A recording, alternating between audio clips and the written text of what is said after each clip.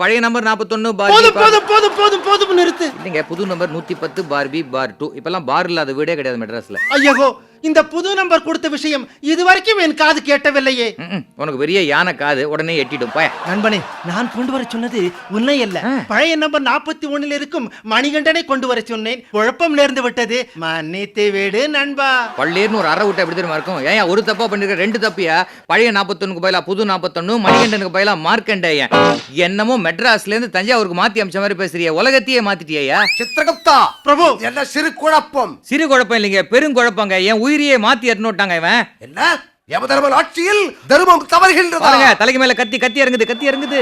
இதுவே ஒரு பயமுறுத்தல் எனக்கு. பிரபு, என்ன இது? தாங்கள் என்ன காலில் அமர்வதோ? சித்திரகுப்தா, உனக்கு தெரியாதா? தர்மம் தவறினால் மேலே கட்டிருக்கும் கத்தி என் தலைமேல் வந்து விடும் என்று. ஆம். உனக்கு வேண்டுமென்றால் நீ சென்று அங்கு உட்கார்.